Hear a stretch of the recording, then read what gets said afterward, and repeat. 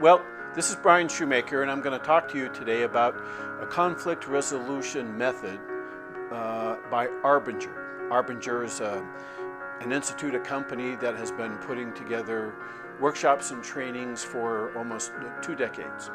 And it's based on a number of books. You'll see some of the books here. In 2000, Leadership and Self-Deception, followed by Anatomy of Peace in 2006. Both of those are kind of like the long-time flagship books that they draw upon.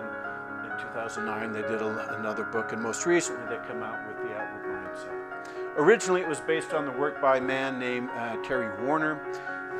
He wrote a book in 2001 that he had been working on for a couple of decades called Bonds That Make Us Free.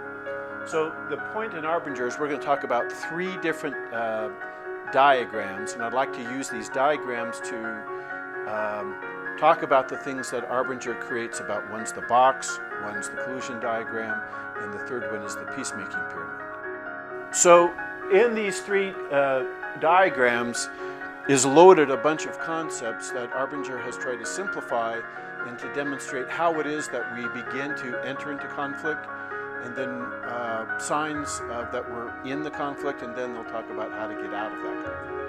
And so the box is the individual one. It's the decisions that we make and how to get there.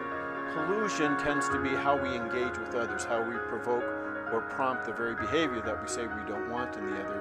And this can be at home, it can be in the workplace, it can be out in the public, it can be political entities, it can be nationalities. This is kind of a large-scale descriptor of what happens when we interact with each other.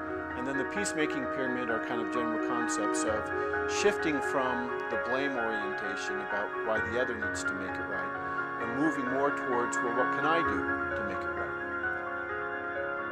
So the first diagram they use is the box, and we'll go to the box in a little greater detail. But the first part of it is it starts with this sense or feeling. There's a sense of feeling that we have that we should that prompts us to do something or not to do something. And upon that sense or that feeling, that prompt, we have a choice.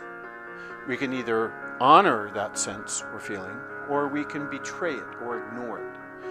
If we honor it, everything's fine. And so most of the book doesn't talk too much about what happens when we honor those senses or intuitive prompts that we might have, versus when we betray it, because it's when we betray it is when all the problem starts to happen.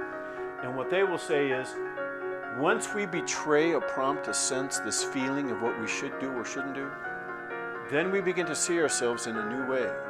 Then we begin to see the other in a new way. So what I'd like to do is to first give you an example, a personal example, and then I'm going to give you a couple other examples that I might see in the divorce context on a repeated basis.